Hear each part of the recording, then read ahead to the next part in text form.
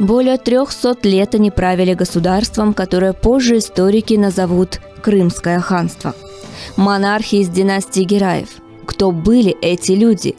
Как пришли к власти? И какой след оставили после себя? Незаурядные политики, блестящие дипломаты, великие полководцы, талантливые поэты сверкали всеми гранями на крымско-татарском троне.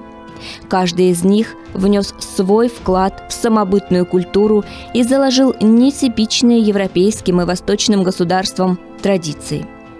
История династии Гераев, которая сегодня почти позабыта в мировой истории, это не просто история каждого хана. Это история государства, показанная через призму жизнедеятельности его правителей.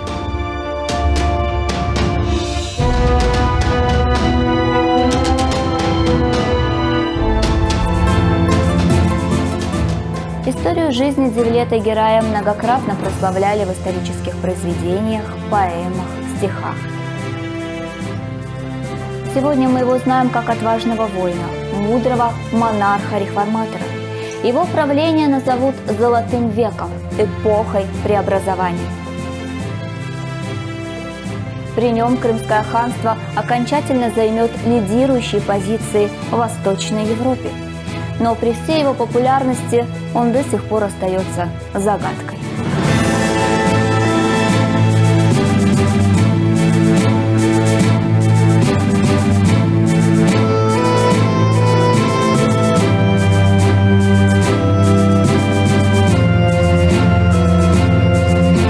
Для московского дворянства хан был спасением. Именно они оказали ханскому войску неоценимую услугу, показали безопасные пути к переправе через Аку. Благодаря бесценной информации ханская армия форсированным маршем двинулась прямо по направлению к столице. В мае она приблизилась к Серпухову. Здесь до недавнего времени находился Иван Грозный со своими верными опричниками. Но едва узнав о приближении крымской армии, князь бежал в Коломну, а оттуда, минуя Москву, в Александровскую слободу. Видимо, он имел веские причины опасаться хана. Из слободы он спешно перебрался подальше от Москвы, в Ростов-Великий.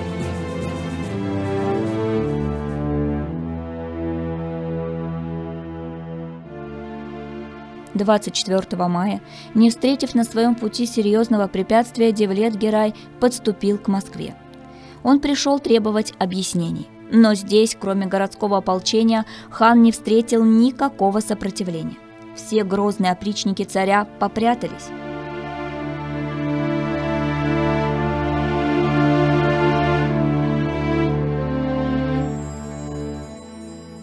Без усилий город был взят. 40 дней Девлет Герай терпеливо ожидал, когда Иван Грозный вступит с ним в переговоры. Но московский князь все это время укрывался в Ростове-Великом из опасения попасть в плен крымскому хану.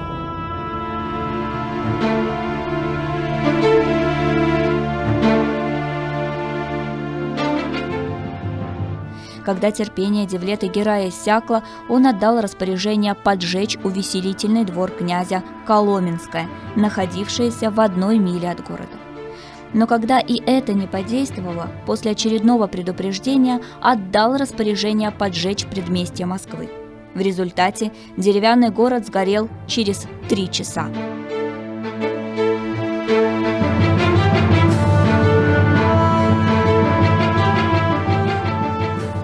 Грозный царь не сумел защитить свою столицу и ее жителей от разбушевавшегося пожара. И только после того, как до него дошла весть, что хан повернул обратно в Крым, спустя некоторое время приблизился к Москве. Здесь его ожидали ханские послы с письмом от Девлета-Герая.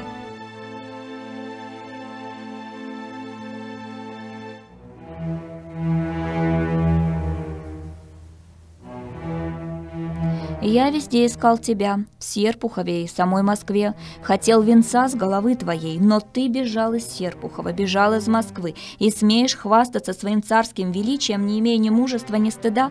Снова буду к тебе, если не сделаешь, чего требую, и не дашь мне клятвенной грамоты за себя, за детей и внучат своих».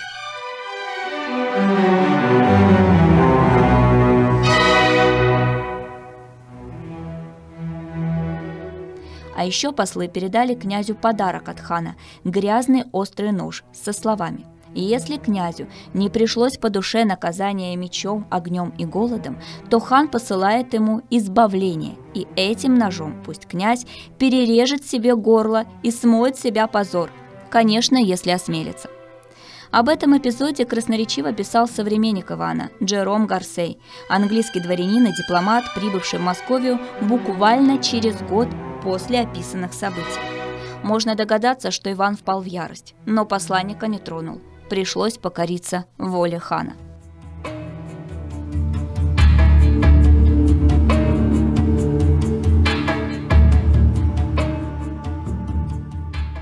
Карамзин пишет, что Иван бил челом Девлету-Гераю, а точнее ханским представителям. Он клятвенно обещал, что его люди уйдут из Хаджи-Тархана, а все крепости, которые он возвел на границе с Кабардой, в том числе крепость Терки, снесет. Последнее обещание князю все же пришлось выполнить. Однако от византийской короны он не мог отказаться, чем снова вызвал гнев хана. Девлет объявил, что готов повторить военный поход. Узнав об этом, Иван снова проявил откровенную трусость и бежал, на этот раз в Новгород.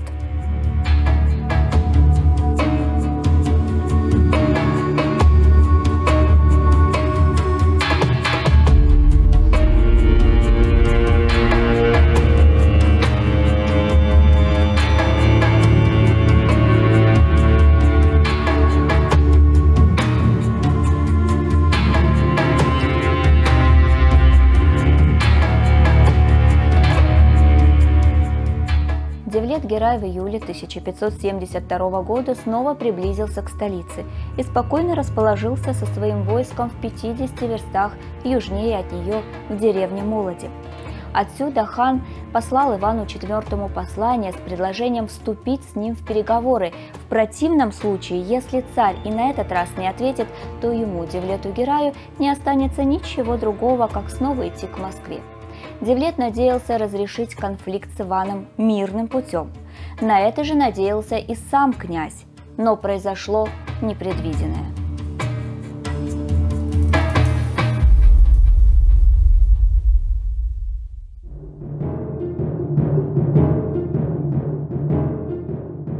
Глава пограничной стражи в Коломне и Серпухове, опальный воевода князь Михаил Воротынский, узнав, что ханская армия в ожидании царских послов стала лагерем под селением Молоди, спешно объединил под своим началом опричные и земские войска и, не известив о своем намерении Ивана IV, повел вооруженные силы прямо к ханской ставке.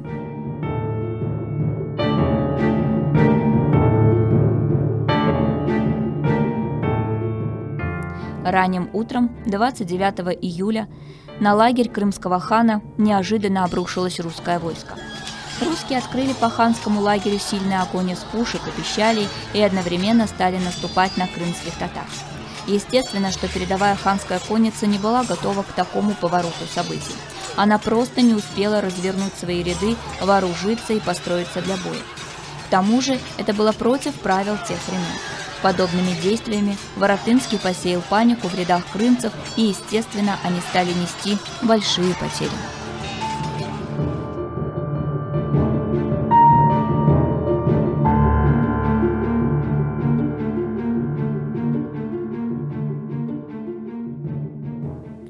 Если бы воевода Воротынский знал, Что этими действиями он сам себе подписал смертный приговор, возможно, битвы при Молодях не было бы в истории.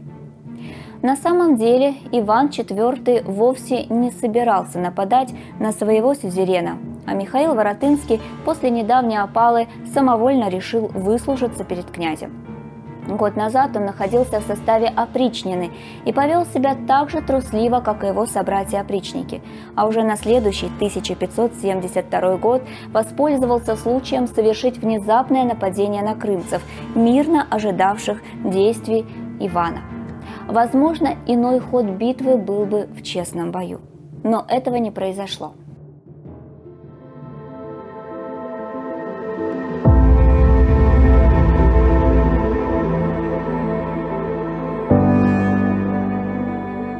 Сегодня Молодинскую битву стараются преподнести как масштабное событие, ставшее чуть ли не кульминационным завершением крымских походов в пределы Московского княжества.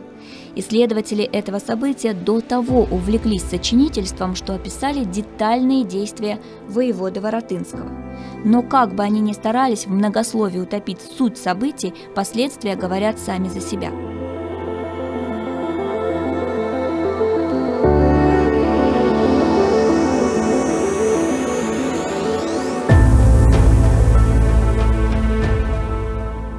Не прошло и нескольких месяцев, как главного героя, одержавшего верх над крымскими татарами, не наградили, а арестовали по приказу царя за самовольное вмешательство и подвергли пыткам, в которых принимал участие сам Иван Грозный, лично подгребавший раскаленные угли поближе к телу воеводы-неудачника.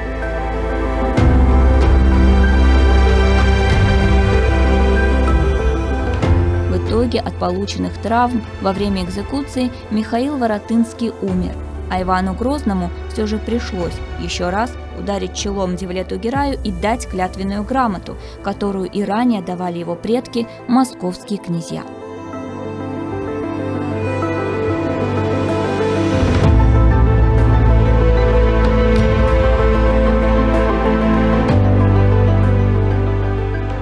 Византийская корона так и осталась мечтой Ивана Грозного.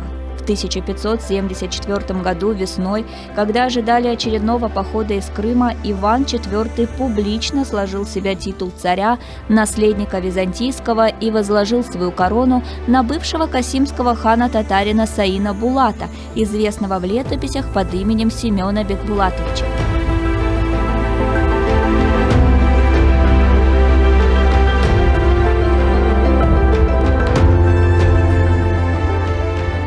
Саину Булату пришлось принять царский титул по всем полагающимся канонам.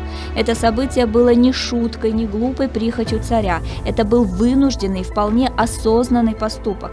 С этого времени Иван Грозный потерял свой фальшивый титул и стал именоваться, как и его предки, московским князем.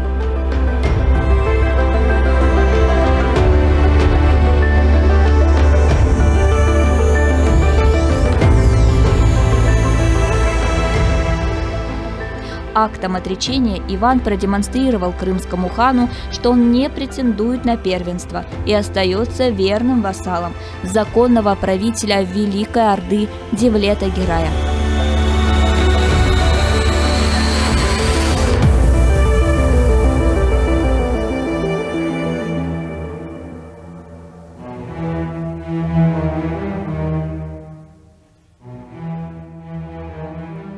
Сразу же после отречения Ивана было снаряжено посольство в Крым, дабы доложить гераям о знаменательных событиях, все объяснить и покаяться в возникших ранее недоразумениях. Мол, Иван IV никогда не думал оспаривать первенство. Своего посла уже бывший царь напутствовал словами: вести себя смирно, убегать речей колких, и если хан или вельможи его вспомнят о временах Калиты и царя Узбека, то не оказывать гнева.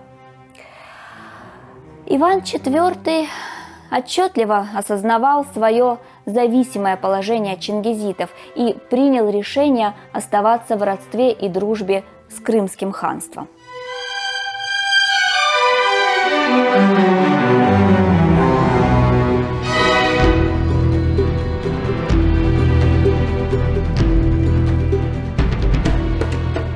Несмотря на Молодинские события, крымский хан добился того, что московский князь покаялся и больше никогда не претендовал ни на земли, ни на титулы и оставался в повиновении Крыму. А Девлет-Герай продолжал править своей державой и укреплять ее позиции на международной политической арене.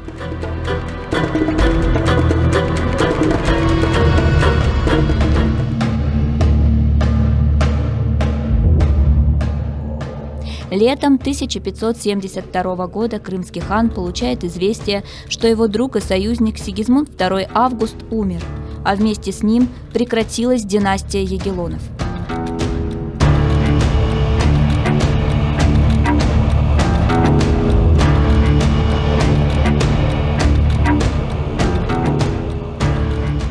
Каково было удивление Девлета-Герая, когда польский сейм выбрал себе в короли представителя французской династии Генриха Валуа. Еще совсем недавно Европу потрясли события Варфоломеевской ночи.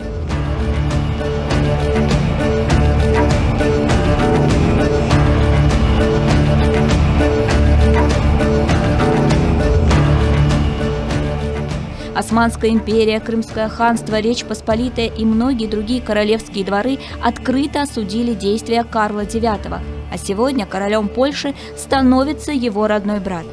Девлет-Герай официально заявляет польским представителям в Бахчисарае, что не желает иметь дело с новым королем.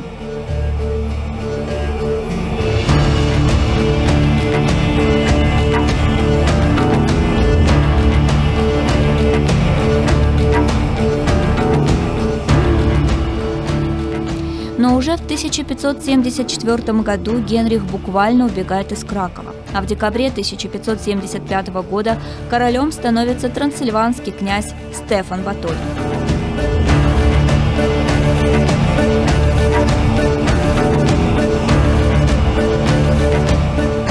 Примечательно, что именно эту кандидатуру на трон Речи Посполитой поддержали османский султан Селим II и крымский хан Девлет-Герай I.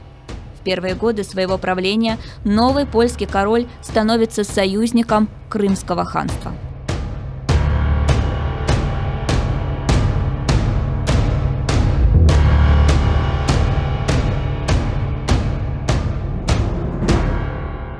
Шестидесятипятилетний крымский хан отличался несокрушимым здоровьем, и казалось, его правление еще будет долгим. Но в мае 1577 года в Крымском ханстве наблюдаются локальные вспышки чумы, и ее завезли венецианские купцы. Казалось, эта болезнь поражала простых горожан и никогда не проникает за стены ханского дворца в Бахчисарае. Как и при каких обстоятельствах из всей многочисленной ханской семьи ею заразился только Девлет-Герай, мы уже не узнаем никогда. Хана изолировали, а через несколько дней он умер. Так завершилась эпоха правления Девлета-Герая. Она знаменовалась крупными военными кампаниями, усилением дипломатической и военно-политической активности с соседними государствами. Но главное, он вошел в историю не как узурпатор, а как покоритель столиц и национальный герой.